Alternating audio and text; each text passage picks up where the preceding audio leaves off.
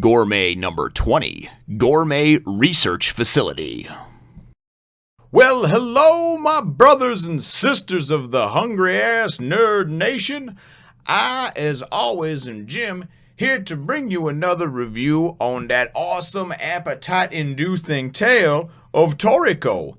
Our last chapter, of course, saw the Regal Mammoth arc starting up, and Toriko and Komatsu on their way to IGO's research facility number 1, this huge 500,000 square kilometer island surrounded by 5,000 foot tall peaks, and certainly just a huge sight to behold.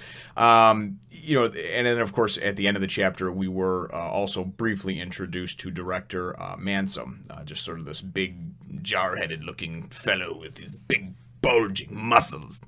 So that's where the chapter left off, and that's right where this one picks up.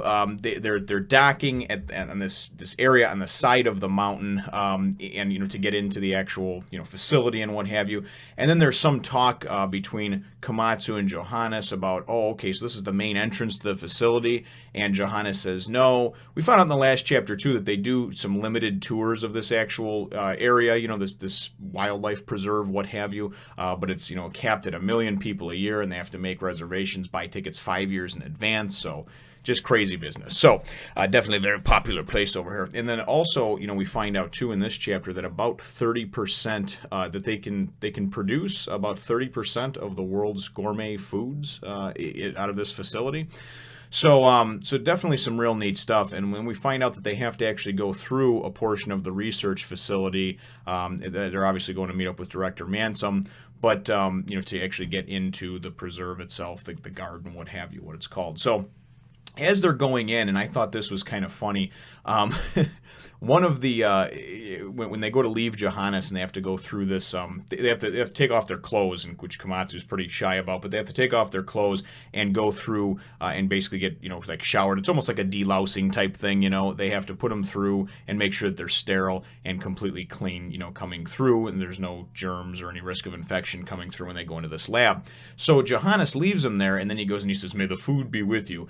And being a big Star Wars fan, I just thought that was funny. I don't know if there was an intentional relation to that or what from the author, but it certainly sounds a whole hell of a lot like "May the Force be with you." It sounds like "May the food be with you," and I just thought it was very funny and worth noting. So then Toriko and Komatsu go in, and they're getting their little shower and everything like that. And Komatsu's bitching about it, how it's cold, and Toriko's like, "Listen, man, I'm telling you that this is such a cool sight to behold that honestly you won't care about having a cold butt after this." So they get through, and their clothes are already been washed and dried and disinfected or whatever, disinfected. What the hell? I make up words, it seems like.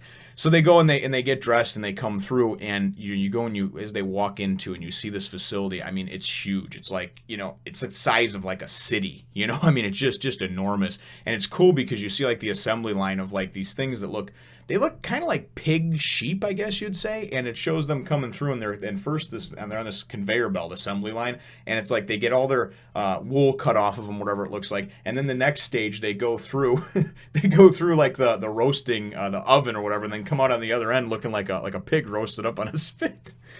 And you just see these various things, which is really cool as far as the world generation, the world building, and of course the development of that as well. So as Toriko and Komatsu go and then wind up going down, they're getting this elevator, and they have to get down to the basement level because that's where Director Mansom is going to be, which reminds me for some reason of Charles Manson. I don't know why, even though it rhymes with handsome. Whenever they say Mansom, that's just what I think of. So we wind up getting a little bit of a background on this Director Mansom. Apparently he's like the third in charge, right below the president and vice president of the IGO, IGO Gourmet Corporation. And and we find out that he's basically, Toriko says, he's just an old drunk, and then he's very strong, but again, he's just sort of like this liquored up drunk that runs this facility, and don't worry about him. So Komatsu's kind of freaking out, but as they're going down in this elevator and they get down to the lab or what have you, it's kind of neat because Toriko goes and he's kind of warning Komatsu about like when we make it through the lab, and Komatsu's like, "What are you talking about?" He's like, "You'll see." And then they go and the doors open up to this lab that they got to go through, and they wind up, you immediately see this crazed looking creature jump forward, and then they show the next panel, and it's actually behind, glass or whatever, and it's in the research facility there. And Toriko he says something about it being like a hybrid version of a battalion Yeti.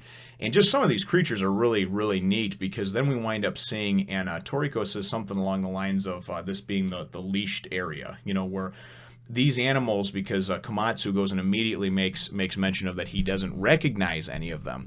And Toriko says that's because these are clones, like genetic experiment clones of of extinct species. So you're not going to know what a lot of these are. However, Toriko goes and says it's like super secret type of stuff down here. And even Johannes went and told Komatsu, even 5-star chefs very rarely ever get to see something like this. So this is like a big, this is like going into Area 51. You know what I mean? So, and being able to see the existence of aliens, So there's all these different species, and some of them are really cool looking that they have behind the various cages and the glass and what have you. But Toriko, tells me, he says if animal rights activists, got a hold of, information like this, it would be just catastrophic, to IGO. So that's why they keep it super secret, And then we go and we get this this cool scene where we wind up seeing all of a sudden somebody. Well, first of all, there's somebody who goes and comes up, and this guy goes and he's got one arm, right, and he's missing his left arm. Which reminds me of red-haired Shanks from One Piece, and he's got his he's got one arm, it's tied up. He's like missing an eye because he's got like bandages over himself. He looks all bloodied and everything like that and beaten. And this is really just for the kind of intimidation scare factor for Komatsu, it seems like, because Toriko doesn't phase. But Komatsu's like, what the hell? And he's like, because the guy goes and he points, he's like, oh yeah, the director's down that way. You're thinking, what the hell goes on here, right? It's a dangerous job.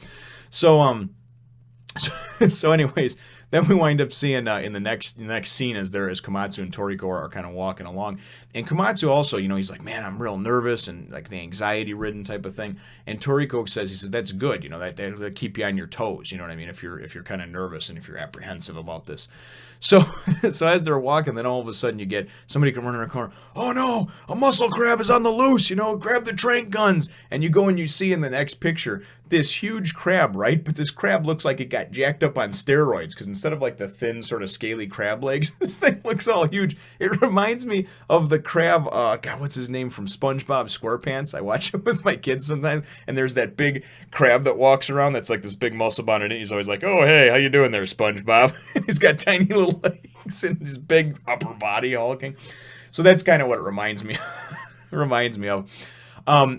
So then in the next scene you go and you see and Toriko had also mentioned to Komatsu about this director Mansom being like an elite martial artist, very very good at his craft as far as that goes. And that's what, Komatsu had said that, I'm kind of nervous now and everything else. So then we go and we see a cool kind of quick action scene or whatever where, how Toriko's got his fork and knife that he turns his arms into or whatever, and he can literally just, cut beasts in half and stab them and everything else with his bare hands.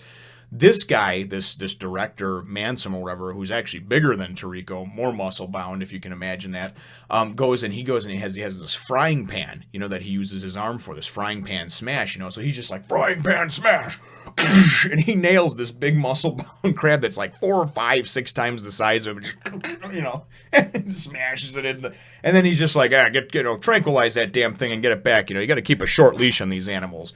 So that's kind of our introduction to him, him meeting up with Toriko. So him and Toriko go and do a cool, like, bro handshake type thing, and where they lock arms and, like, make the big muscle, as they do it, and they lock arms and, and shake hands or whatever. I can't obviously shake my own hand the right way to show it, but, you've seen them in, like, the action movies where they lock arms crossed and everything like that, all cool, and they show all the veins popping out on their arms to show that they're big and bulky.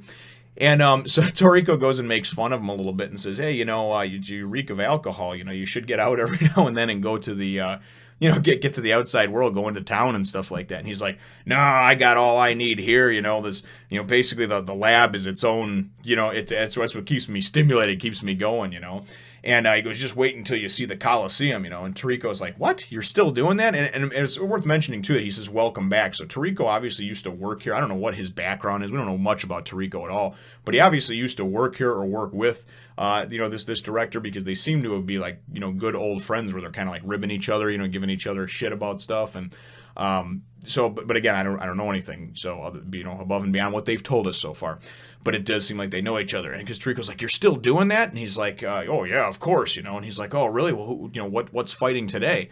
And so you can only imagine that they must use some of these crazed creatures and amalgamations of different creatures that they have, and some of the genetic hybrids to go and actually fight each other. Maybe they wager on it. I don't know. And he's like, and he just goes, "Battle Wolf," And I don't know. It just sounds cool, right? But then they go to the last double-page spread of the chapter, and the chapter ends off with what looks like a gator, like maybe a Garara gator, and then the other one is clearly a troll Kong, and it looks like they're facing off against each other. So this is maybe something that they do like rounds of every day for everybody's enjoyment. I really don't know, but it looks like they're in this sort of big, Roman Coliseum type thing or whatever. So that is where the chapter ends off. And that kind of leads into my chapter question. We don't know at this point a whole lot about Toriko and his background, but really, what are your thoughts on what we've seen so far on this on this particular this lab and just the underground Coliseum and just this whole? I mean, it's really neat to think of, no matter how big the world is, Toriko's world is, it's really neat to think that there's this whole place that they have that's literally like a city. And then the preserve itself is like the size of one of the largest states in the U.S., bigger than some countries. So it's really kind of neat to think. What do you think about what we've seen so far about Biotope Preserve number 1? I guess that's my question. So feel free to leave your answer in the comment box down below. Feel free as well to hit the thumbs up, the like button if you should think that I deserve it, and subscribe if you haven't done so already. We'll look forward to catching all of you in the next one, Nation. You subscribe right now. Toriko says so, or he'll eat you.